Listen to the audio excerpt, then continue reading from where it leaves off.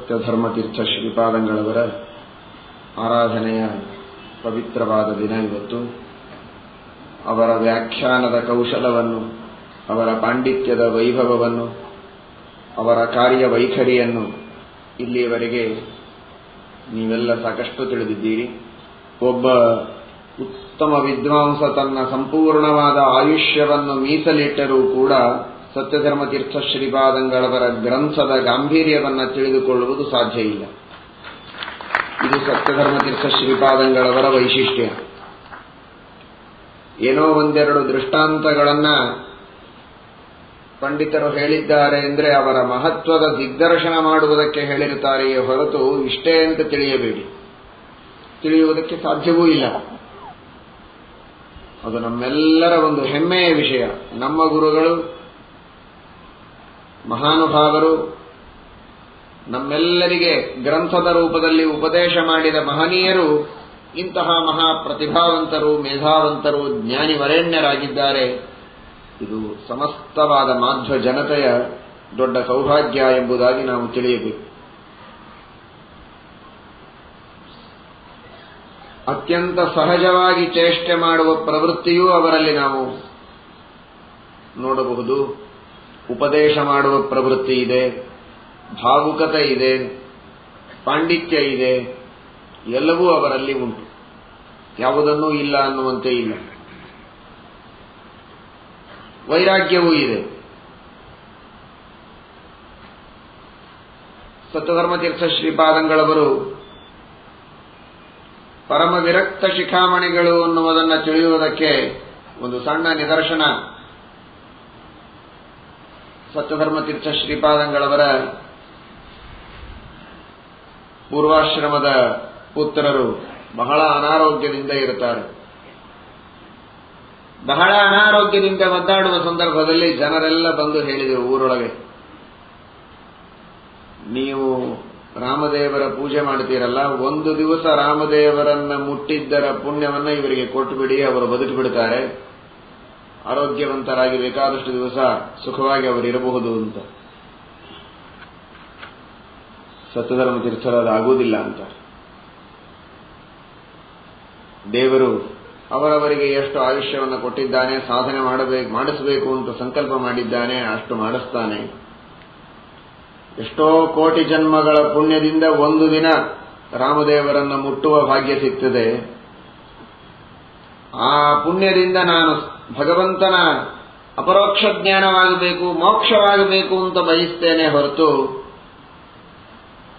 ಮಕ್ಕಳು ಬದುಕಬೇಕು, ಸುಖವಾಗಿರಬೇಕು, ಸಾಂಸಾರಿಕವಾದ ಸುಖಗಳು ನನಗೆ ಬೇಕು ಎಂಬ ಅಪೇಕ್ಷೆಗೆ ರಾಮದೇವರನ್ನು ಮುಟ್ಟಿದ್ದರಿಂದ ಬಂದ ಪುಣ್ಯವನ್ನು ನಾನು ಮೀಸಲಿಡಲಾರೆ ಅಂತ ಹೇಳ್ತಾನೆ. ಬದುಕಿದ್ರೆ ಬದುಕಲಿ, ಸತ್ಲ ಸಾಯಲಿ ಅಂತ. ದೇವರ ಅನುಗ್ರಹ ಮಾಡಲಿ ಅಂತ ಪ್ರಾರ್ಥನೆ ಮಾಡುತ್ತೇನೆ. ಎಲ್ಲರಿಗೂ ದೇವರು ಒಳ್ಳೆಯದು ಮಾಡಲಿ ಅಂತ ಪ್ರಾರ್ಥನೆ ಎಲ್ಲರೂ ಜ್ಞಾನಿಗಳು ಮಾಡುವುದುಂಟು. ಎಲ್ಲರೂ ಕ್ಷೇಮವಾಗಿರಬೇಕು, ಸುಖವಾಗಿರಬೇಕು ಅಂತ. ಆದರೆ ಅದಕ್ಕಾಗಿ ನನ್ನ ಪುಣ್ಯವನ್ನು ಮೀಸಲಾಗಿಡು ಅಂತಂದ್ರೆ ನಾನು ತಯಾರಿಲ್ಲ. ಇದು ಭಗವಂತನ ಸೇವೆ ಮಾಡುವ ಭಾಗ್ಯ. ಇದು ಕೇವಲ ಪರಮಾತ್ಮನ ದರ್ಶನಕ್ಕೆ, ಮೋಕ್ಷಕ್ಕಾಗಿ ನಾನು ಮೀಸಲಿಟ್ಟದ್ದು ಅಂತ. ಸತ್ಯಧ್ಯಾನ ತೀರ್ಥರ ಕಥೆಯಲ್ಲಿಯೂ ಈ ಮಾತನ್ನು ಕೇಳುತ್ತೇವೆ. ಸತ್ಯಧ್ಯಾನ ತೀರ್ಥ ಶ್ರೀಪಾದಂಗಳವರು ಪಾಠವನ್ನು ಹೇಳ್ತಾ ಇರುವಾಗ ವಿದ್ಯಾರ್ಥಿಗಳೆಲ್ಲ ಒಬ್ಬೊಬ್ಬರಾಗಿ ಪುಸ್ತಕವನ್ನು ಮುಚ್ಚಲಿಕ್ಕೆ ಪ್ರಾರಂಭ ಮಾಡಿದರು. ಗುರುಗಳ ಬರುವುದಕ್ಕಿಂತ ಮೊದಲಿಗೆ ಶಿಷ್ಯರು ಪುಸ್ತಕವನ್ನ ತೆಗೆದಿಟ್ಟು ಹಿಂದಿನ ಪಾಠದ ಚಿಂತನವನ್ನ ಮಾಡ್ತಾ ಇರಬೇಕು. ಇದು ಪಾಠದ ಸಂಪ್ರದಾಯ. ಪಾಠ ಮುಗಿದ ಮೇಲೆ ಗುರುಗಳು ಮೊದಲು ಪುಸ್ತಕವನ್ನು ಮುಚ್ಚಬೇಕು, ಆಮೇಲೆ ಶಿಷ್ಯರು ಪುಸ್ತಕ ಮುಚ್ಚಬೇಕು. ಇದೊಂದು ಶಾಸ್ತ್ರೀಯವಾದ ಕ್ರಮ. ನಮಗೆ ಯಾವಾಗ ಬೇಕೋ ಆವಾಗ ಬಂದು ಮಧ್ಯದಲ್ಲಿ ಪುಸ್ತಕ ತೆಗೆಯೋದು ಅಥವಾ ಮೊದಲೇ ಮುಚ್ಚಿಕೊಂಡು ಎದ್ದು ಹೋಗೋದು ಇದೆಲ್ಲ ಸರಿಯಲ್ಲ. ಇದ್ಯಾಕೆ ಹೀಗೆ ಮೊದಲಿಗೆ ಮುಚ್ಚುತ್ತಾ ಇದ್ದೀರಿ ಅಂತ ಸತ್ಯಧ್ಯಾನ ತೀರ್ಥ ಶ್ರೀಪಾದಂಗಳವರು ಕೇಳಿದರೆ, ಸತ್ಯಧ್ಯಾನ ತೀರ್ಥ ಶ್ರೀಪಾದಂಗಳವರ ಪೂರ್ವಾಶ್ರಮದ ಮಗಳು ತೀರಿಕೊಂಡಿದ್ದಾರೆ ಅಂತನ್ನುವ ಸುದ್ದಿ ಯಾರಿಂದಲೋ ಬಂತು. ಅದಕ್ಕಾಗಿ ದುಃಖವಾಗಿ ವಿದ್ಯಾರ್ಥಿಗಳೆಲ್ಲ ಪುಸ್ತಕವನ್ನು ಮುಚ್ಚುತ್ತಾ ಇದ್ರೆ ಸತ್ಯಧ್ಯಾನ ತೀರ್ಥರು ದಿವಸಕ್ಕಿಂತ ಹೆಚ್ಚು ಜೋರಾಗಿ ಪಾಠ ಹೇಳಿದ್ರಂತೆ. ಅದಕ್ಕೂ ಪಾಠಕ್ಕೂ, ಸುಧಾ ಪಾಠಕ್ಕೂ ಸಂಬಂಧವೇನಿದೆ? ಮೊನ್ನೆನೇ ಒಂದು ಕಥೆಯನ್ನು ನೀವು ಕೇಳಿದಿರಿ. ಒಬ್ಬ ವಿದ್ಯಾರ್ಥಿ ಅಖಂಡವಾಗಿ ಪಾಠ ಪ್ರವಚನವನ್ನ ಮಾಡ್ತಾ ಇರುವ ವ್ಯಕ್ತಿ 5ನೇ ವರ್ಷದಿಂದ ಮಠದಲ್ಲಿಯೇ ಇದ್ದು ಉಂಡು ಬೆಳೆದು ವಿದ್ಯೆಯನ್ನು ಕಲಿತು ಶ್ರೀಮಂತನಾಗಿ ಎಲ್ಲವನ್ನೂ ಗಳಿಸಿ ಕೊನೆಗೆ ಗುರುಗಳನ್ನೇ ನಿಂದೆ ಮಾಡ್ತಾ ಇದ್ರೂ ಕೂಡ ಅಖಂಡವಾಗಿ ಗುರುಗಳ ನಿಂದೆಯಲ್ಲಿ ತನ್ನ ಜೀವನವನ್ನು ಕಳೆದರೆ ಏನಾದರೂ ಮಾಡಲಿ ವಿದ್ಯೆಯನ್ನಂತೂ ಚೆನ್ನಾಗಿ ಓದಿದ್ನೆಲ್ಲ ಅಂತವನು ಯಾಕೆ ಸಾಯಬೇಕಾಗಿತ್ತು ಅಂತ ಅವನ ಸತ್ತಾಗ ಮನಸ್ಸಿಗೆ ಬಹಳ ದುಃಖವನ್ನ ಮಾಡಿಕೊಂಡು ಸ್ವಲ್ಪ ಹೊತ್ತು ಎಲ್ಲ ಕೆಲಸವನ್ನ ಬಿಟ್ಟು ತೀರ್ಥ ಕೊಡ್ತಾ ಇರುವಾಗ ಎದ್ದು ಒಳಗೆ ಹೋದ್ರಂತೆ.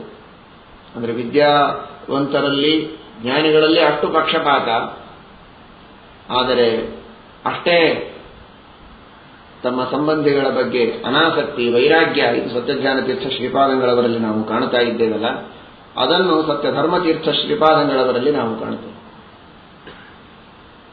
ಇದು ಅವರ ವೈರಾಗ್ಯಕ್ಕೆ ಒಂದು ಸಣ್ಣ ನಿದರ್ಶನ. ಸತ್ಯಧರ್ಮತೀರ್ಥ ಶ್ರೀಪಾದಂಗಳವರು ಮಾಡುವ ಉಪದೇಶದ ರೀತಿ, ಅನೇಕ ಉಪದೇಶಗಳನ್ನು ಮಾಡಿದ್ದಾರೆ. ಸಣ್ಣ ಸಣ್ಣ ಮಾತುಗಳಲ್ಲಿ ನೆನಪಿಟ್ಟುಕೊಂಡು ಇಡೀ ಜೀವನದಲ್ಲಿ ನಾವು ಅದನ್ನು ಮೆಲುಕು ಹಾಕಿದರೆ ನಮಗೆ ದೊಡ್ಡ ಮಾರ್ಗದರ್ಶನವಾಗಬೇಕು. ಅಂತಹ ಉಪದೇಶವನ್ನು ಸತ್ಯಧರ್ಮತೀರ್ಥ ಶ್ರೀಪಾದಂಗಳವರು ಮಾಡಿದ್ದಾರೆ. ಸತ್ಯಧರ್ಮತೀರ್ಥರಂತಾರೆ, ಪ್ರತಿಯೊಬ್ಬ ವ್ಯಕ್ತಿಯ ಮನೆಗೆ ಭಿಕ್ಷುಕರು ಬರ್ತಾರಂತೆ. ಭಿಕ್ಷುಕರು ಬಂದು ಯಾಚನೆ ಮಾಡ್ತಾರೆ. ನಾವು ಬಹಳ ಶ್ರೀಮಂತರು, ನಮ್ಮ ಹತ್ರ ಬೇಕಾದಷ್ಟಿದೆ ಅನ್ನೋದಕ್ಕೆ ಕೇಳಲಿಕ್ಕೆ ಬಂದಾರೆ ಅಂತ ಅಹಂಕಾರದಿಂದ ಸೊಕ್ಕಿನಿಂದ ಅವರನ್ನು ನೋಡಬೇಡಿ ಅಂತಾರೆ ಸತ್ಯಧರ್ಮರು. ಅವರು ಬಂದ ಭಿಕ್ಷುಕರು ಯಾರು ಭಿಕ್ಷಕರಲ್ಲ, ಅವರು ಶಿಕ್ಷಕರು ಅಂತ. ಅವರು ಭಿಕ್ಷುಕರಲ್ಲ, ಅವರು ಶಿಕ್ಷಕರು. ಶಿಕ್ಷಯಂತಿನ ಯಾಚಂತಿ ಭಿಕ್ಷುಕಾಹ ಪಾತ್ರಪಾಣಯ. ಕೈಯಲ್ಲಿ ಪಾತ್ರೆಯನ್ನು ಹಿಡಿದುಕೊಂಡು ಬಂದಂತಹ ಭಿಕ್ಷುಕರು ಅವರ ನಿಮಗೆ ಶಿಕ್ಷಕರಾಗಿ ಬಂದಿದ್ದಾರೆ. ಭಿಕ್ಷುಕರು ಅಂತ ತಿರಸ್ಕಾರ ಮಾಡಬೇಡಿ ಅವರನ್ನ. ಅದತ್ವಾ ಮಾದೃಶೋ ಮಾಭೂಹು ದತ್ವಾ ತ್ವಾಂ ತ್ವಾದೃಶೋ ಭವ. ಏನ್ ಕಲಿಸ್ತಾರೆ ನಮ್ಮ ಹತ್ರ ಬಂದು ಅಂದ್ರೆ, ನೋಡಪ್ಪ ನೀನು ಶ್ರೀಮಂತನಾಗಿದ್ದೆ, ನಾನು ಕೈಯಲ್ಲಿ ಭಿಕ್ಷಾಪಾತ್ರೆಯನ್ನು ಹಿಡಿದುಕೊಂಡಿದ್ದೇನೆ. ಇದೇ ಒಂದು ಸಂದೇಶ. ಏನು ಸಂದೇಶ? ನಾನೂ ನಿನ್ನಂತೆ ಮೊದಲಿಗೆ ಶ್ರೀಮಂತನೇ ಆಗಿದ್ದೆ, ಬೇಕಾದಷ್ಟು ಆಸ್ತಿ ಇತ್ತು, ಬೇಕಾದಷ್ಟು ಹಣ ಇತ್ತು, ಆದರೆ ಯಾರಿಗೂ ಕೊಡಲಿಲ್ಲ, ಯಾರಿಗೂ ದಾನ ಮಾಡಲಿಲ್ಲ. ಎಲ್ಲವೂ ನನಗೇ ಬೇಕು ಅಂತಲೇ ಭೋಗ ಮಾಡಿದ. ಎಲ್ಲವೂ ನನಗಿರಲಿ ಅಂತನ್ನುವ ಒಂದು ದುರಾಶೆಯಿಂದ ಯಾರಿಗೂ ಕೊಡದೆ ನಾನೇ ಇಟ್ಟುಕೊಂಡದ್ದಕ್ಕೆ ಭಗವಂತ ಕೊಟ್ಟು ನೋಡಿದ, ಏನಾದರೂ ಸದುಪಯೋಗ ಮಾಡ್ತಾನೋ ಅಂತ. ಏನೂ ಸದುಪಯೋಗ ಮಾಡಲಿಲ್ಲ ಅಂತ ಖಾತ್ರಿಯಾದ ಮೇಲೆ ನನ್ನನ್ನು ಭಿಕ್ಷುಕನನ್ನಾಗಿ ಹುಟ್ಟಿಸಿದ್ದಾನೆ. ಆದರೆ ನೀನು ಜನ್ಮಾಂತರದಲ್ಲಿ ಸಾಕಷ್ಟು ದಾನ ಮಾಡಿದ್ದೀಯ ಅನ್ನೋದಕ್ಕೆ ಇವತ್ತು ಶ್ರೀಮಂತನಾಗಿದ್ದಿ. ನಾದತ್ತಂ ಉಪತಿಷ್ಠತಿ. ಯಾವುದನ್ನು ನಾವು ಕೊಟ್ಟಿರೋದಿಲ್ಲ ಅದು ನಮಗೆ ಬರುವುದಿಲ್ಲ. ಇವತ್ತು ಬೇಕಾದಷ್ಟು ಹೊಟ್ಟೆ ತುಂಬ ಅನ್ನ ಸಿಗ್ತದೆ ಅಂದ್ರೆ ಅನ್ನದಾನ ಮಾಡಿದ್ದಾನೆ ಜನ್ಮಾಂತರದಲ್ಲಿ ಅಂತ ಅರ್ಥ.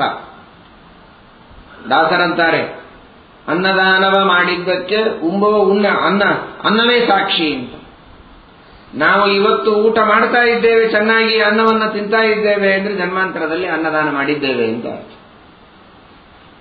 ಒಳ್ಳೆ ಬಟ್ಟೆಗಳನ್ನು ಧಾರಣ ಮಾಡ್ತೇವೆ, ಮರ್ಯಾದೆಯಿಂದ ಬಾಳ್ತಾ ಇದ್ದೇವೆ, ಇದರ ಅರ್ಥ ವಸ್ತ್ರದಾನ ಮಾಡಿದ್ದೇವೆ ಅಂತ ತಾತ್ಪರ್ಯ. ಹಾಗೆ ನೀನು ಬೇಕಾದಷ್ಟು ದಾನ ಮಾಡಿದ್ದೀಯ, ಅದಕ್ಕಾಗಿ ಇವತ್ತು ಶ್ರೀಮಂತನಾಗಿದ್ದಿ. ಹೀಗೆ ಮುಂದಿನ ಜನ್ಮದಲ್ಲಿ ನೀನು ನಿನ್ನಂತೆ ಆಗಬೇಕಾಗಿದ್ರೆ, ಶ್ರೀಮಂತನಾಗಿಯೇ ಮತ್ತೆ ಮುಂದಿನ ಜನ್ಮದಲ್ಲಿ ಹುಟ್ಟಬೇಕಾಗಿದ್ರೆ ಈಗ ನನಗೆ ದಾನ ಕೊಡು. ನಾನು ಹೇಗೆ ದಾನ ಮಾಡದೇ ಇದ್ದಿದ್ದಕ್ಕೆ ಭಿಕ್ಷೆಯನ್ನು ಬೇಡುತ್ತಾ ಇದ್ದೇನೆ, ಆ ಪರಿಸ್ಥಿತಿ ನಿನಗೆ ಬರೋದು ಬೇಡ. ಕೊಟ್ರೆ ಮತ್ತೆ ನಿನ್ನಂತೆ ಹುಡ್ತೀಯ, ಕೊಡದೇ ಇದ್ರೆ ನನ್ನ ಹಾಗೆ ನೀನು ಹುಟ್ಟಬೇಕಾಗತ್ತೆ ನೋಡು ಅಂತ ಎಚ್ಚರ ಕೊಡೋದಕ್ಕೆ ಮನೆ ಬಾಗಿಲಿಗೆ ಭಿಕ್ಷುಕ ಬಂದಿರ್ತಾನಂತೆ. ಅವನು ಬೇಡ್ಲಿಕ್ಕೆ ಬಂದಿರೋದಿಲ್ಲ ಅಂತಾನೆ ಸತ್ಯಧರ್ಮತೀರ್ಥ. ಕೊಡದೇ ಇರುವ, ದಾನ ಮಾಡದೆ ಸ್ವಾರ್ಥಪರರಾಗಿ ಜೀವನ ಮಾಡುವ ಜನರಿಗೆ ಈ ರೀತಿಯಾಗಿ ಸತ್ಯಧರ್ಮತೀರ್ಥರು ಒಂದು ಸುಂದರವಾದ ಸಂದೇಶವನ್ನು ತಮ್ಮ ಹಿತೋಪದೇಶದ ರೂಪದಲ್ಲಿ ನಮಗೆಲ್ಲ ನೀಡುತ್ತಾರೆ. ಮಹಾಭಾರತ ಇದರ ಬಗ್ಗೆ ಬಹಳ ಸುಂದರವಾದ ಮಾತುಗಳನ್ನೆಲ್ಲ ಹೇಳಿದೆ. ಅದರೊಳಗೂ 3 ಜನರಿದ್ದಾರಂತೆ, ದಾನದೊಳಗೂ ಕೂಡ. ದಾನವನ್ನ ಕೊಡುವವರೊಳಗೂ 3 ತರಹದ ಜನರಿದ್ದಾರೆ. ಕೆಲವರು ಎಲ್ಲಿ ಯೋಗ್ಯರಾದ ಜನ ಇದ್ದಾರೆ, ಸತ್ಪಾತ್ರರಿದ್ದಾರೆ ಅಂತ ಹುಡುಕಿಕೊಂಡು ಹೋಗಿ ದಾನ ಮಾಡುವವರು ಕೆಲವರು. ಇನ್ ಕೆಲವರು ಮನೆಗೆ ಬಂದು ಬಹಳ ಸಲ ಕೇಳಿದ ಮೇಲೆ ಕೊಡುವವರು ಕೆಲವರು. ನಾಳೆ ಬಾ ಅಂತ ಹೇಳಿ ಹೇಳಿ ಕೊನೆಗೆ ತಪ್ಪಿಸುವವರು ಕೆಲವರು.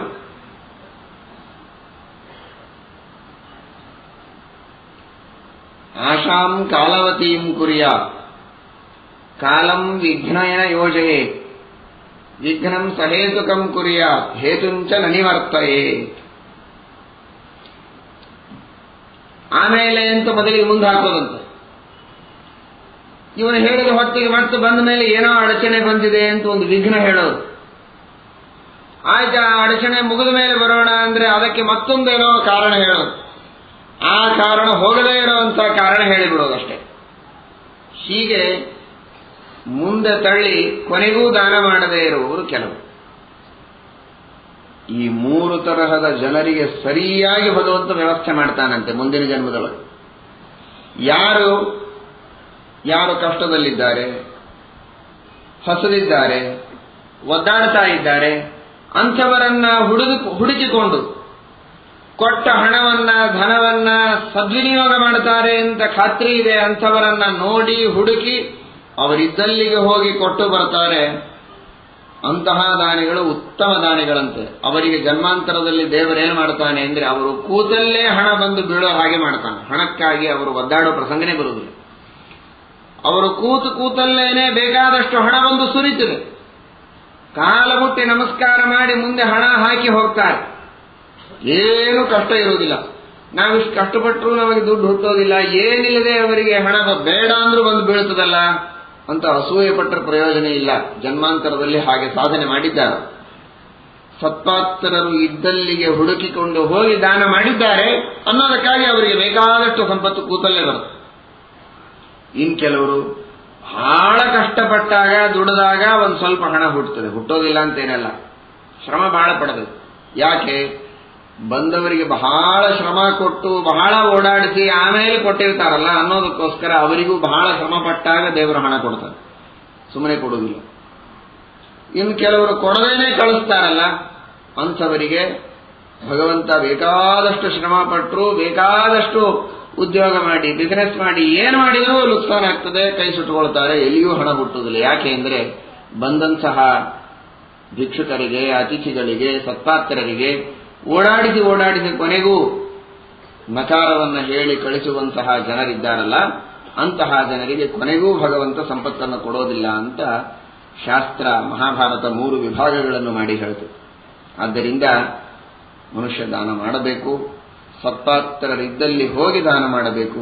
ಸಜ್ಜನರು ಎಲ್ಲಿದ್ದಾರೆ ಅಂತ ನೋಡಿಕೊಂಡು ಯೋಗ್ಯರಾದ ಜನರಿಗೆ ಅದನ್ನು ದಾನ ಮಾಡಿದರೆ ಅದರಿಂದ ತಾನು ಸಂಪತ್ತನ್ನು ಕುಳಿತಲ್ಲೇ ಗಳಿಸಬಹುದು ಎಂಬ ತತ್ವವನ್ನು ಮಹಾಭಾರತ ನಮಗೆ ತಿಳಿಸುತ್ತದೆ. ಅದನ್ನು ಸತ್ಯಧರ್ಮ ತೀರ್ಥರು ಈ ರೀತಿಯಾಗಿ ಹೇಳ್ತಾರೆ. ಇನ್ನೊಂದು ಮಾತನ್ನು ಸತ್ಯಧರ್ಮ ತೀರ್ಥರು ತಿಳಿಸ್ತಾರೆ.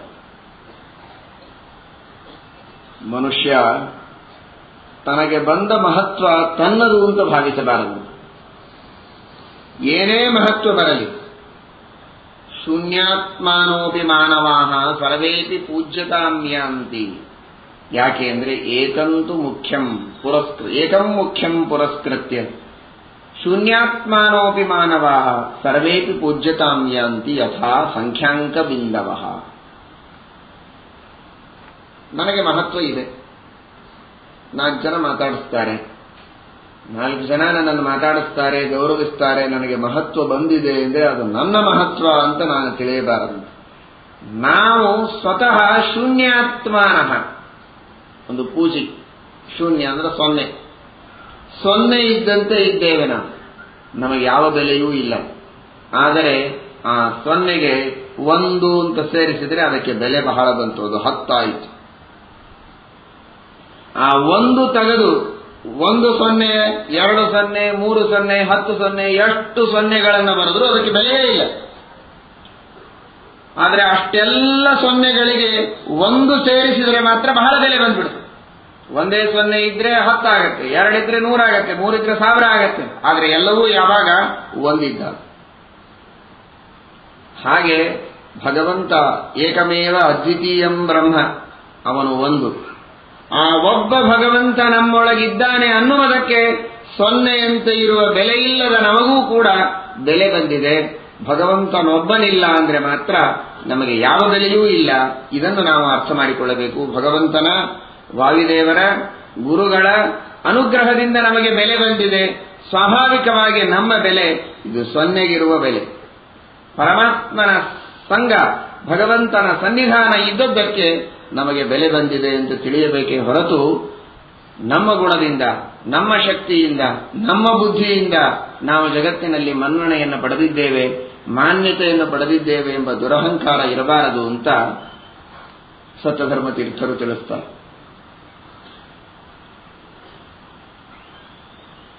ಸತ್ಯಧರ್ಮ ತೀರ್ಥ ಶ್ರೀಪಾದಂಗಳವರು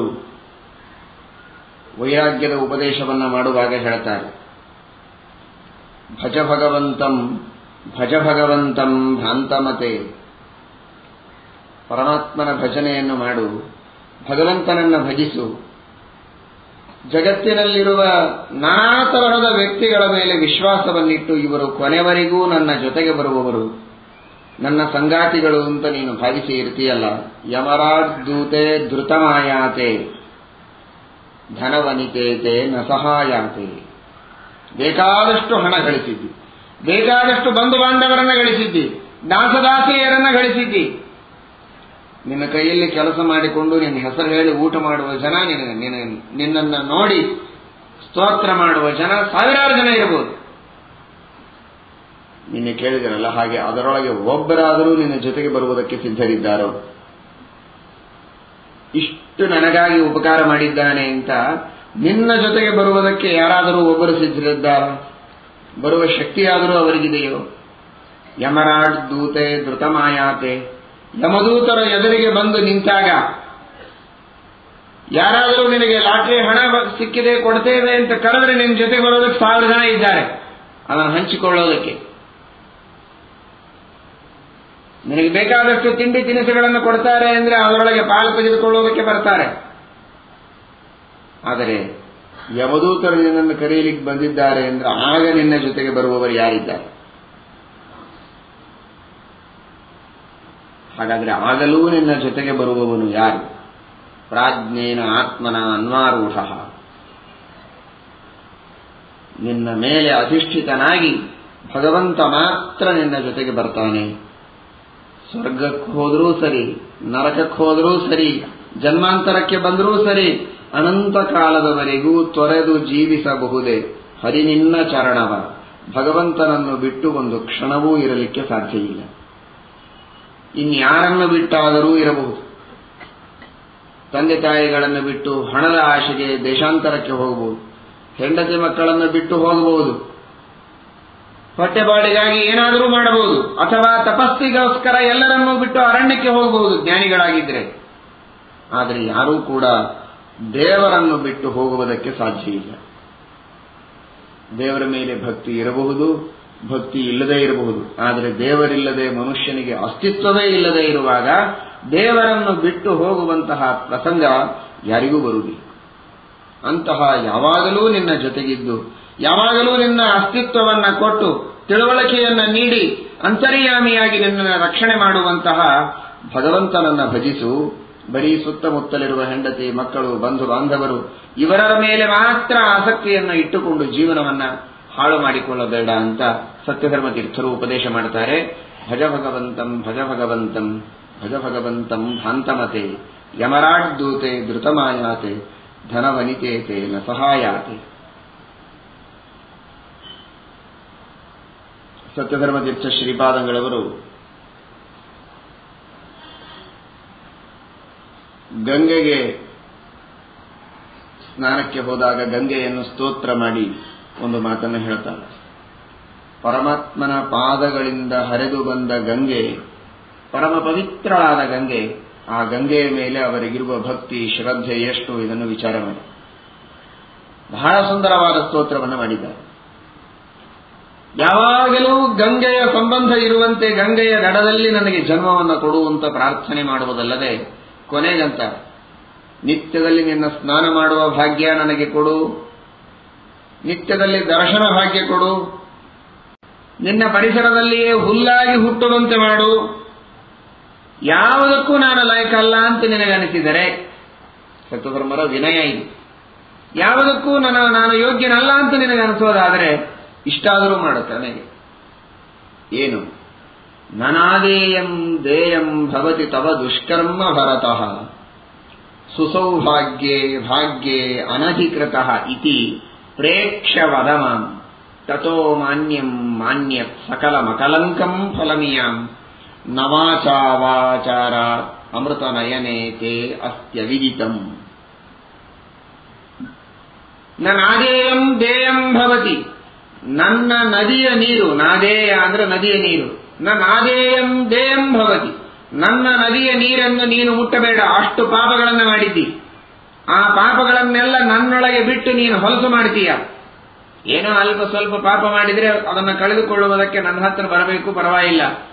ಆದರೆ ಇಂತಹ ಪಾಪಗಳನ್ನು ಮಾಡಿದ್ದೀಯಲ್ಲ ನೀನು, ನನ್ನ ಹತ್ರ ಬಂದ್ರೆ ನನ್ನನ್ನೂ ಕೊಳಚೆ ಮಾಡಿ ಹೋಗುವಂತಹ ಮಹಾಪಾಪಿಷ್ಠ, ನನ್ನ ಹತ್ರ ಬರಬೇಡ ಅಂತ ಹೇಳುವ ಭಾವನೆ ನಿನಗೇನಾದರೂ ಇದ್ರೆ ಹೇಳು, ಬೇಡ ಅನ್ನೋದಿಲ್ಲ.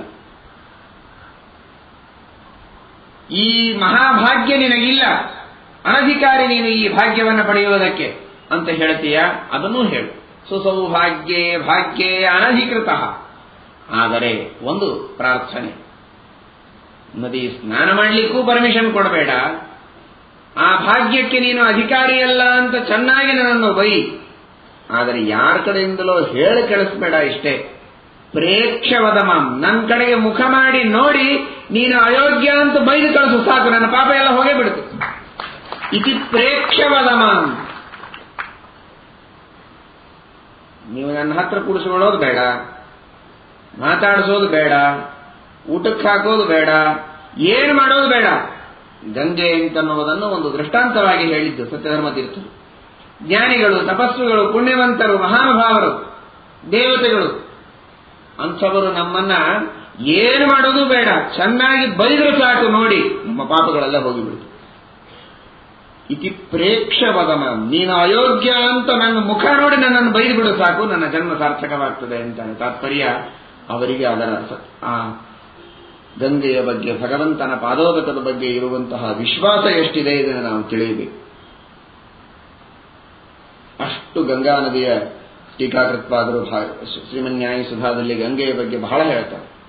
ಪರಮ ಪವಿತ್ರಳಾದ ಗಂಗೆಯನ್ನು ಅಪವಿತ್ರ ಅಂತ ಮನಸ್ಸಿನಲ್ಲಿ ಭಾವಿಸಿದರೂ ಮಹಾ ಅನರ್ಥವಿದೆ ಅಂತ ಹೇಳ್ತಾರೆ. ಅಂತಹ ಆ ಗಂಗೆಯ ಸ್ಮರಣೆಯನ್ನು ಸತ್ಯಧರ್ಮ ತೀರ್ಥರು ಇಷ್ಟು ಭಕ್ತಿಯಿಂದ ಭಾವನೆಯಿಂದ ಮಾಡ್ತಾರೆ. ಇದರರ್ಥ ಅವರು ಪಾಪಿಷ್ಠರು ಅಂತ ತಾತ್ಪರ್ಯ ಅಲ್ಲ. ನಮ್ಮಂಥವರ ಪರವಾಗಿ ಸತ್ಯಧರ್ಮ ತೀರ್ಥರು ಸ್ತೋತ್ರವನ್ನು ಮಾಡಿಕೊಟ್ಟಿದ್ದಾರೆ. ಹೀಗೆ ಗಂಗೆಗೆ ನೀವು ಪ್ರಾರ್ಥನೆ ಮಾಡಿ ಅಂತ ನಮಗೆ ತಿಳಿಸಿಕೊಡ್ತಾರೆ. ಇದು ಅವರ ಭಕ್ತಿ, ಅವರ ಭಾವನೆ, ಅವರ ವಿನಯದ ಒಂದು ನಿದರ್ಶನ. ಇನ್ನು ಅವರ ಕಲಾಕೌಶಲದ ಬಗ್ಗೆ ನೀವು ಕೇಳಿದಿರಿ. ನಿತ್ಯದಲ್ಲಿ ನೀವು ನೋಡುವಂತಹ ರಾಮದೇವರ ಮಂಟಪಗಳೆಲ್ಲ ಸತ್ಯಧರ್ಮತೀರ್ಥ ಶ್ರೀಪಾದಂಗಳವರು ಸ್ವತಃ ಎದುರಿಗೆ ಕುಳಿತು ಮಾಡಿಸಿದಂತಹ ಮಂಟಪಗಳು. ಆ ಕೆಲಸ ಮಾಡೋದಕ್ಕೆ ಸುಮ್ಮನೆ ಎದುರಿಗೆ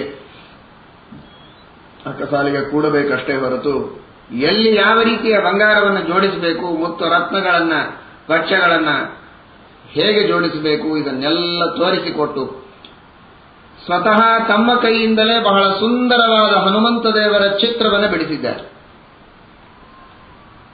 4 ಶ್ರಾವಣ ಶುಕ್ರವಾರದ ದಿನಗಳಲ್ಲಿ ನೀವೆಲ್ಲ ರಾಮದೇವರ ತೊಟ್ಟಲು ಪೂಜೆಯನ್ನು ಅನೇಕ ಜನ ನೋಡಿದಿರಿ. ಆ ತೊಟ್ಟಲವನ್ನ ಕೂಡಿಸುವುದಕ್ಕೆ ಒಳಗಿರುವ ಮಣಿಯ ಮೇಲೆ ಸುಂದರವಾದ ಹನುಮಂತ ದೇವರ ಚಿತ್ರ ಇದೆ.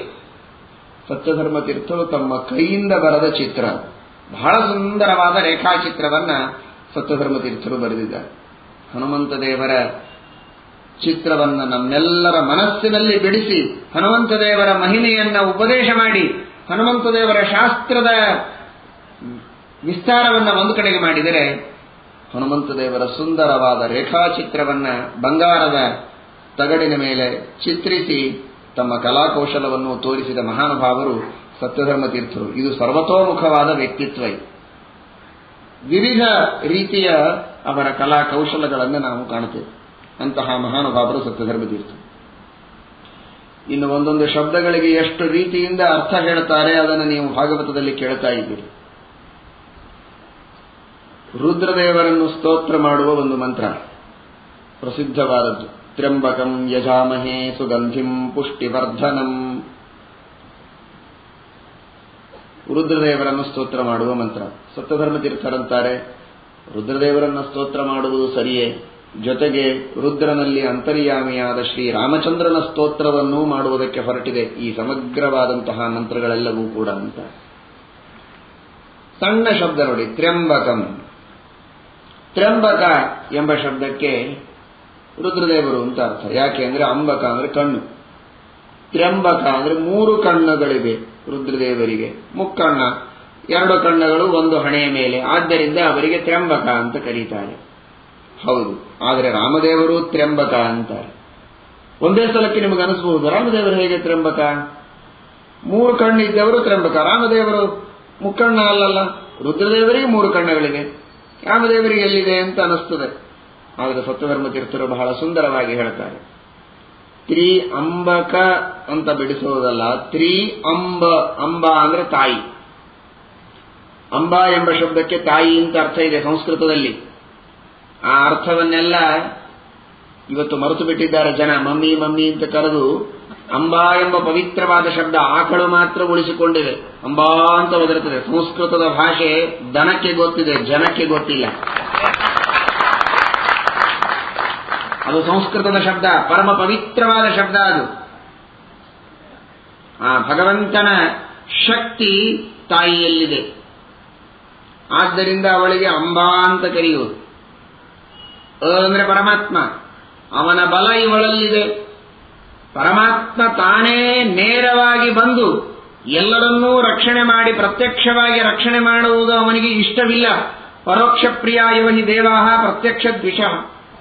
ಪ್ರತ್ಯಕ್ಷವಾಗಿ ಬಂದು ಎಲ್ಲರನ್ನೂ ರಕ್ಷಣೆ ಮಾಡುವುದು ಅವನಿಗೆ ಇಷ್ಟ ಇಲ್ಲ ಅನ್ನುವುದಕ್ಕಾಗಿ ತಾಯಿಯ ರೂಪದಲ್ಲಿ ಭಗವಂತ ಜಗತ್ತಿನ ರಕ್ಷಣೆಯನ್ನು ಮಾಡ್ತಾನೆ. ಅವರವರ ತಾಯಿಯ ರೂಪದಲ್ಲಿ ಅವರಿಗೆ ರಕ್ಷಣೆ ಮಾಡ್ತಾನೆ ಅಂತ ಶಾಸ್ತ್ರ ಹೇಳುತ್ತದೆ. ಆ ಪರಮಾತ್ಮನ ಬಲದ ರೂಪದಲ್ಲಿ ಪುರಾಣ ಋಷಿ. ಅಂದ್ರೆ ಪರಮಾತ್ಮ, ಅವನ ಅಂದ್ರೆ ಬಲ, ಅವನ ಒಂದು ಶಕ್ತಿ, ಅವನ ಒಂದು ತೇಜಸ್ಸು, ಅದನ್ನ ತನ್ನೊಳಗೆ ಪಡೆದವಳು ಯಾರೋ ಅಂಥವಳಿಗೆ ಅಂಬಾ ಅಂತ ಕರೀತಾರೆ ತಾಯಿಗೆ. ಪರಮಾತ್ಮನಿಗೆ 3 ಜನ ತಾಯಂದಿರಂತೆ ರಾಮದೇವರಿಗೆ. ಆದ್ದರಿಂದ ಅವನು ತಿಸ್ರಃ ಅಂಬಾಹ ಯಸ್ಯ ಸಹ ತ್ರ್ಯಂಬಕ. 3 ಜನ ತಾಯಂದಿರಿದ್ದದ್ದಕ್ಕೆ ಅವನಿಗೆ ತ್ರ್ಯಂಬಕ. ಕೌಸಲ್ಯ, ಸುಮಿತ್ರ, ಕೈಕೇಯಿ. ದಶರಥನ ಮಗನಾದ ರಾಮಚಂದ್ರನಿಗೆ ದಶರಥನ 3 ತಾಯಂದಿರು ಕೂಡ ತಾಯಂದಿರೇ. ಹೀಗಾಗಿ 3 ಜನ ತಾಯಂದಿರಿದ್ದರಿಂದ ತ್ರ್ಯಂಬಕ. 3 ಅಂಬಾಗಳನ್ನ, 3 ತಾಯಂದಿರನ್ನ ಪಡೆದದ್ದರಿಂದ ರಾಮದೇವರು ತ್ರ್ಯಂಬಕ. ಮುಕ್ಕಣ್ಣ ಅಲ್ಲ ಅವನು, ಆದರೆ 3 ತಾಯಂದಿರನ್ನ ಪಡೆದವನು, ಆದ್ದರಿಂದ ತ್ರ್ಯಂಬಕ ಎಂಬುದಾಗಿ ಭಗವಂತನನ್ನು ಕರೆದುತ್ತಾರೆ. ತಾಯಂದಿರು 3 ಎಲ್ಲಿ? 2 ಮಲತಾಯಿ, ಒಬ್ಬಳು ಮಾತ್ರ ನಿಜವಾದ ತಾಯಿ. ಕೌಸಲ್ಯ ಮಾತ್ರ ತಾಯಿ ತಾನೆ, ಇನ್ನಿಬ್ಬರು ತಾಯಂದಿರಲ್ಲ. 3 ತಾಯಂದಿರು ಅಂತ ಹೇಳಿದ್ದು ಹೇಗೆ ಅಂತ ಪ್ರಶ್ನೆ. ಅದಕ್ಕೆ ಬಹಳ ಸುಂದರವಾಗಿ ಸತ್ಯಧರ್ಮ ತೀರ್ಥ ಶ್ರೀಪಾದಂಗಳವರು ಉತ್ತರವನ್ನು ಕೊಡುತ್ತಾರೆ. ಒಂದು ಬಾರಿ ನಾನು ಹೇಳಿದ್ದೆ, ಉಪನ್ಯಾಸದೊಳಗೆ ನೆನಪಿರಬಹುದು. ಒಬ್ಬರು ಗುರುಗಳು ಪಾಠ ಹೇಳ್ತಾ ಇದ್ದಾರೆ. ಒಬ್ಬರು ಶಿಷ್ಯರು ಬಂದರು, ಇನ್ನೊಬ್ಬರು ಬರಲಿಲ್ಲ. ಗುರುಗಳೇ ಪಾಠ ಪ್ರಾರಂಭ ಮಾಡಿ. ಇನ್ನೊಬ್ಬರು ಬರಬೇಕಪ್ಪ, ಬರಲಿ, ಬಂದ್ಮೇಲೆ ಹೇಳ್ತೇನೆ. ಒಂದು ಕಲ್ಲಿಟ್ರು ಪಕ್ಕದಲ್ಲಿ. ಪಾಠ ಪ್ರಾರಂಭ ಮಾಡಿ ಗುರುಗಳೇ. ಏನೋ ಕಲ್ಲಿಟ್ಟಿದ್ದೀಯಾ? ಇನ್ನೊಬ್ಬ ಹುಡುಗ ಬರಬೇಕು ಅಂದ್ರೆ ಕಲ್ಲಿಟ್ಟರೆ ಹುಡುಗ ಬಂದ. ಅವನು ಬಂದ್ರು ಅಷ್ಟೇ, ಈ ಕಲ್ಲಿದ್ರು ಅಷ್ಟೇ, ಎರಡೂ ಒಂದೇ ಅಂತ ಹೇಳೋದರ ಅಭಿಪ್ರಾಯ. ಬರೋ ವ್ಯಕ್ತಿ ಕಲ್ಲಿಗೆ ಸಮಾನ ಅಂತ ಹೇಳುವ ಒಂದು ಉದ್ದೇಶ ಇವನಿಗೆ. ಹಾಗೆ 3 ಜನ ತಾಯಂದಿರು ಅಂತ ಯಾಕಂದ್ರು ಅಂದ್ರೆ, ಕೈಕೇಯಿ ರಾಮನ ತಾಯಿಯೋ ಅಲ್ಲ, ಸುಮಿತ್ರ ರಾಮನ ತಾಯಿಯೋ ಅಲ್ಲ, ಅವಳ ಜೊತೆಗೆ ಕೌಸಲ್ಯನ್ನು ಸೇರಿಸಿದರೆ, ಕಲ್ಲಿನ ಜೊತೆಗೆ ಹುಡುಗನನ್ನ ಹೋಲಿಸಿದರೆ ಹೇಗೆ ಹುಡುಗ ಕಲ್ಲಿಗೆ ಸಮಾನ ಅಂತ ಅರ್ಥವಾಗುತ್ತೆ, ಹಾಗೆ ತಾಯಂದಿರಲ್ಲದ ಕೈಕೇಯಿ ಸುಮಿತ್ರೆಯರ ಜೊತೆಗೆ ಕೌಸಲ್ಯವನ್ನು ಸೇರಿಸಿದರೆ ಕೌಸಲ್ಯವು ರಾಮನ ತಾಯಿ ಅಲ್ಲೇ ಅಲ್ಲ, ಸರ್ವರಿಗೂ ತಂದೆ ಸರ್ವರಿಗೂ ತಾಯಿಯಾದ ಭಗವಂತನನ್ನು ಹುಟ್ಟಿಸುವವರು ಯಾರಿದ್ದಾರೆ? ಕೇವಲ ಕೌಸಲ್ಯಗೆ ಒಂದು ಕೀರ್ತಿ ಕೊಡುವುದಕ್ಕೆ ಅವಳಿಂದ ಭಗವಂತ ಪ್ರಾದುರ್ಭೂತನಾಗಿದ್ದಾನೆ, ಹೊರಗೆ ಅಭಿವ್ಯಕ್ತನಾಗಿದ್ದಾನೆ ಅಷ್ಟೇ ಹೊರತು ನಿಜವಾದ ತಾಯಿ ಭಗವಂತನಿಗೆ ಯಾರಿಲ್ಲವೇ ಇಲ್ಲ. ಅವನೇ ಜಗತ್ತಿಗೆ ತಾಯಿ. ತ್ವಮೇವ ಮಾತಾ ಚ ಪಿತಾ ತ್ವಮೇವ ತ್ವಮೇವ ಬಂಧುಶ್ಚ ಸಖಾತ್ವಮೇವ. ಅವನಿಗೆ ಯಾರು ತಾಯಿ ಇದ್ದಾರೆ? ಹರಿರೇವ ಜಗತ್ ಪಿತರಮಾ ಪ್ರಗತಿ. ಅವನು ಜಗತ್ತಿಗೆ ತಾಯಿ.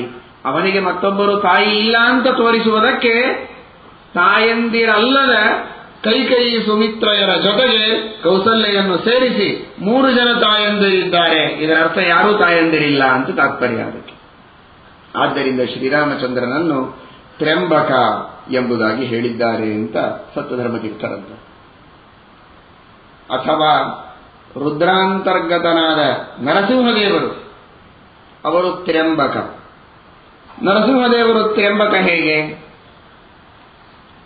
ಅಂಬ ಅಂದ್ರೆ ತಾಯಿ, ತ್ರಿ ಅಂದ್ರೆ ಕಂಬ. ಕಂಬನೇ ಯಾರಿಗೆ ಅಂಬ ಅವನು ತ್ರ್ಯಂಬಕ, ಕಂಬದಿಂದ ಹುಟ್ಟಿದವನು.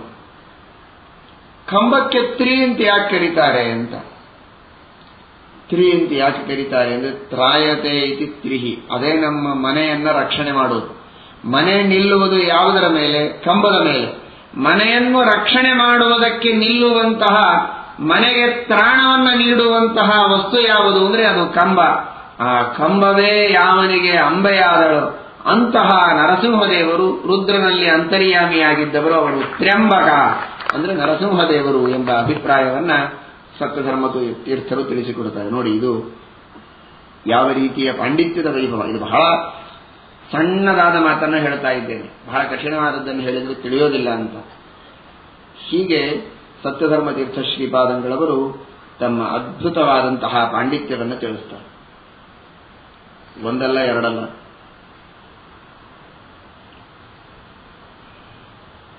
ತತ್ಪಾದ ಸಲಿಲಂ ಯಥ ಅಂತ ಒಂದು ಕಡೆಗೆ ಬರ್ತದೆ. ಗಂಗಾ ನೀರು ಇದು ಪರಮಾತ್ಮನ ಪಾದದಿಂದ ಬಂದ ನೀರು. ಪರಮಾತ್ಮನ ಪಾದದಿಂದ ಬಂದ ನೀರು ಅಂತ ನಮಗೆ ಮೇಲ್ನೋಟಕ್ಕೆ ಅರ್ಥ ತೋರಿದರೆ, ಸತ್ಯಧರ್ಮ ತೀರ್ಥರು ಈ ಗಂಗಾ ನದಿಗೆ 3 ಜನರ ಸಂಬಂಧ ಇದೆ ಅಂತ ಹೇಳ್ತಾರೆ. ಪರಮಾತ್ಮ, ವಿಷ್ಣು, ಬ್ರಹ್ಮದೇವರು, ರುದ್ರದೇವರು 3 ಜನರು ಇದನ್ನು ಮುಟ್ಟಿದ್ದಾರೆ. ಪರಮಾತ್ಮ ಪಾದಕ್ಕೆ ಬಿದ್ದ ನೀರು ಬ್ರಹ್ಮದೇವರು ತಮ್ಮ ಕಮಂಡಲವಿನಲ್ಲಿ ತೆಗೆದುಕೊಂಡು ಪರಮಾತ್ಮನ ಪಾದಕ್ಕೆ ಹಾಕಿದವರು.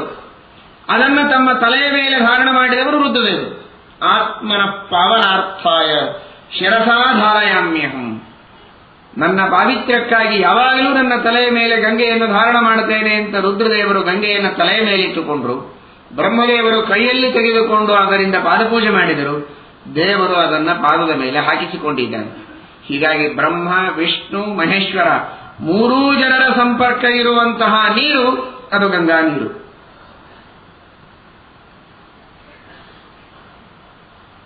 ಅದನ್ನು ಸತ್ಯಧರ್ಮ ತೀರ್ಥರು ಈ ಸಣ್ಣ ಮಾತಿನಲ್ಲಿ ತೋರಿಸ್ತಾರೆ. ನಮಗೆ ಅರ್ಥವೇ ಆಗುವುದಿಲ್ಲ ನೋಡಿದ್ರೆ. ತತ ಪಾದ ಸೈಲಂ, ಪರಮಾತ್ಮನ ಪಾದೋದಕ ಇಷ್ಟೇ ಅನಿಸ್ತದೆ. ಅವರು ಪಾದೋದಕ ಅಂತ ಕೂಡಿಸುವುದಿಲ್ಲ. ಅವರು ತತ ಪ ಅದ ಸಲಿಲಂ, ತತ್ ಪಾದ ಸಲಿಲಂ ಯಥ. ತತ ಅಂದ್ರೆ ಸೃಷ್ಟಿಕರ್ತೃವಾದಂತಹ ಬ್ರಹ್ಮದೇವರು, ತನೋತೀತಿ ತತ. ಪ ಪಾತೀತಿ ಪಹ, ರಕ್ಷಣೆ ಮಾಡುವಂತಹ ಭಗವಂತ. ಸೃಷ್ಟಿ ಮಾಡುವವರು ಬ್ರಹ್ಮದೇವರು, ಅವರು ತತ. ತತ ಅಂದ್ರೆ ಸೃಷ್ಟಿ ಮಾಡುವವನು ಅಂತ ಅರ್ಥ ಇದೆ. ಪ ಅಂದ್ರೆ ಪಾಲನೆ ಮಾಡುವಂತಹ ವಿಷ್ಣು. ಅದ ಅಂದ್ರೆ ತಿನ್ನುವವನು ಅಂದ್ರೆ ನಾಶ ಮಾಡುವವನು, ಜಗತ್ತಿನ ಸಂಹಾರ ಮಾಡುವವನು ರುದ್ರ. ತತ ಪ ಅದ ಬ್ರಹ್ಮ ವಿಷ್ಣು ಮಹೇಶ್ವರರ ಸಲಿಲ ನೀರು. ನೋಡಿ, ಬ್ರಹ್ಮ ವಿಷ್ಣು ಮಹೇಶ್ವರ ಅನ್ನುವ ಕ್ರಮದೊಳಗೆ ಬಂದಿದೆ. ತತ್ಪ ಅದ, ಆ ಬ್ರಹ್ಮ ವಿಷ್ಣು ಮಹೇಶ್ವರರ 3 ಜನರ ದೇಹದ ಸ್ಪರ್ಶವಾದಂತಹ ನೀರು ಇದು ಗಂಗಾಜಲ ಅಂತ ಮೇಲ್ನೋಟಕ್ಕೆ ವಿಷ್ಣುವಿನ ಪಾದೋದಕ ಅಂತ ಇಷ್ಟೇ ನಮಗೆ ತೋರಿದರು. ಆ ಗಂಗೆಯ ಸಂಪೂರ್ಣವಾದ ಕಥೆ ಬರುವಂತೆ ಆ ಶಬ್ದಕ್ಕೆ ನಮಗೆ ಅರ್ಥವನ್ನ ಹೇಳಿ ಸತ್ಯಧರ್ಮ ತೀರ್ಥರು ತಮ್ಮ ಪಾಂಡಿತ್ಯವನ್ನು ತೋರಿಸ್ತಾರೆ ಅಂತಲ್ಲ, ನಮಗೆ ಪಾಂಡಿತ್ಯ ತೋರುತ್ತದೆ. ಅವರಿಗೆ ಪಾಂಡಿತ್ಯ ತೋರಿಸುವ ಉದ್ದೇಶ ಇಲ್ಲ. ಭಾಗವತದ ಸೇವೆಯನ್ನ ಮಾಡುವ ಉದ್ದೇಶ ಇದೆ. ಸುಧಾದಿ ಗ್ರಂಥಗಳ ಸೇವೆಯನ್ನ ಮಾಡಿ ಅದರಲ್ಲಿರುವಂತಹ ಅರ್ಥಗಳನ್ನು ಜನರಿಗೆ ಬೋಧನ ಮಾಡಿ ಅನುಗ್ರಹ ಮಾಡುವ ಉದ್ದೇಶದಿಂದ ಹೇಳುತ್ತಾರೆ. ಹೀಗೆ ನಾನಾ ವಿಧವಾದಂತಹ ಸುಂದರವಾದ ಶಬ್ದಗಳ ಅರ್ಥಗಳನ್ನು ಹೇಳಿ ಭಗವಂತನ ಮಹಿಮೆಯನ್ನು ತಿಳಿಸಿದಂತಹ ಮಹಾನುಭಾವರು ಸತ್ಯಧರ್ಮತೀರ್ಥ ಶ್ರೀಪಾದಂಗಳವರು. ಅಂತಹ ಸತ್ಯಧರ್ಮತೀರ್ಥ ಶ್ರೀಪಾದಂಗಳವರ ಪರಮ ಪವಿತ್ರವಾದ ಈ ಆರಾಧನೆಯ ದಿನ ಶ್ರೀಮದ್ಭಾಗವತಾದಿ ಶಾಸ್ತ್ರಗಳ ಸುಧಾದಿ ಗ್ರಂಥಗಳ ನಿರಂತರವಾದ ಅಧ್ಯಯನವನ್ನು ಮಾಡುವಂತಹ ಸೌಭಾಗ್ಯವನ್ನ ನಮ್ಮೆಲ್ಲರಿಗೆ ಅವರು ಕರುಣಿಸಲಿ ಎಂಬುದಾಗಿ ಪ್ರಾರ್ಥನೆ ಮಾಡೋಣ. ಶ್ರೀಕೃಷ್ಣ ಅರ್ಪಣಮಸ್ತು.